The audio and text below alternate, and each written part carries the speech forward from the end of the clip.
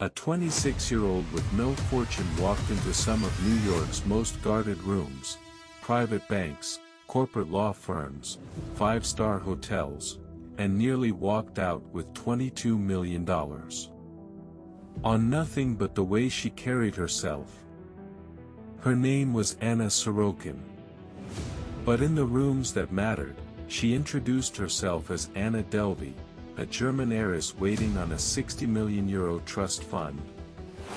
There was no trust fund. There was no fortune.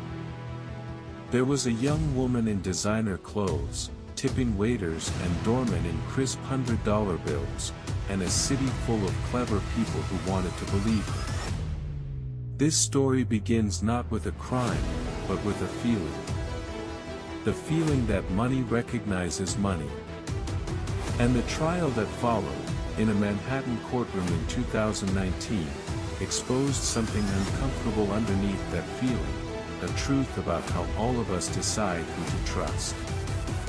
We don't believe in wealth because we verified it. We believe in it because it looks the part. Anna understood that better than the bankers did.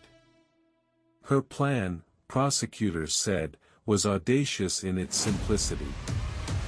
She wanted to build a private members club, an exclusive arts foundation stamped with her invented name, the Anna Delvey Foundation. To fund it, she needed a loan north of $20 million.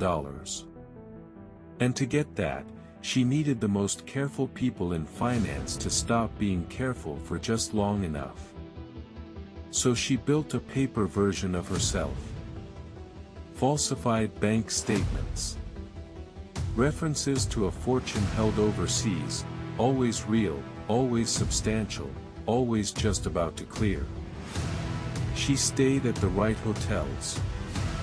She dropped the right names.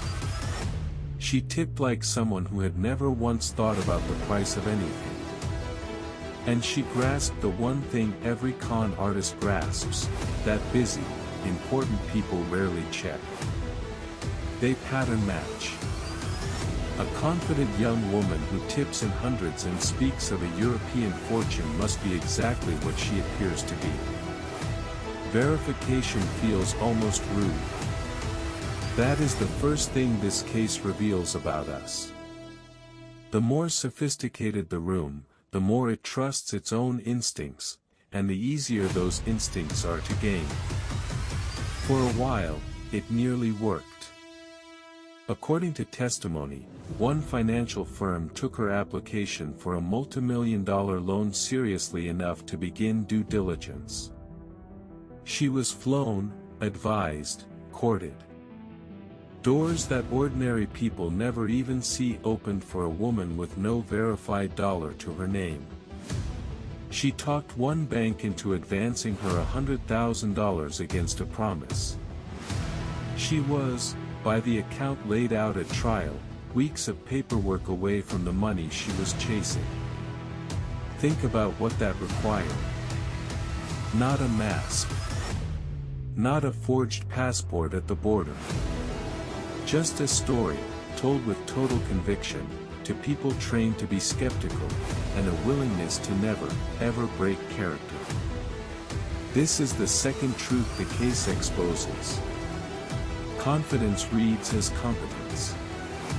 We assume that anyone bold enough to ask for that much must have the substance to back it. The audacity itself becomes the credential. But the record is where the heiress dissolves. Underneath the designer image, prosecutors traced a very different legend. Bounced checks. Deposits of money that did not exist, withdrawn as real cash before the bank could catch the gap. Luxury hotel stays she slipped away from without paying, leaving unpaid bills that climbed into the tens of thousands. A private jet chartered on a promise she could not keep. There was no trust fund in Germany. There was an overdrawn account, a trail of falsified documents, and a growing line of businesses and people left holding the bill.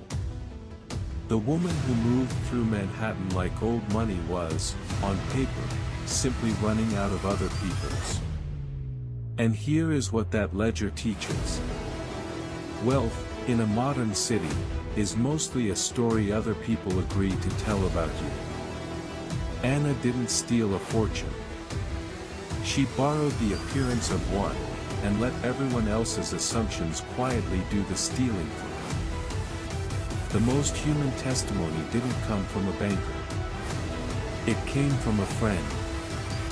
A magazine photo editor took the stand and described believing Anna was exactly who she said, generous, glamorous, connected to a world most people only glimpse. Then came a trip to Morocco. A palatial resort. And the moment the card stopped working, when someone had to cover the cost, and it landed on her, more than $60,000, the witness testified, charged to her own credit cards, money it would take her a long time to recover. She described the slow horror of understanding that the friend she trusted had nothing behind the curtain. Not a delayed wire. Not a glitch. Nothing at all. That testimony cut to the third truth of this case.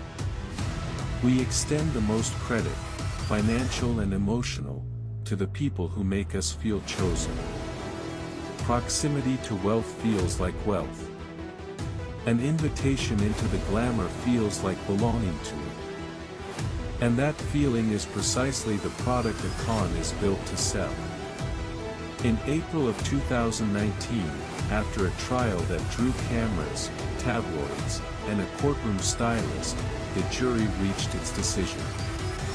They convicted Sorokin on multiple counts, grand larceny and theft of services among them, for the money she genuinely took from banks and hotels.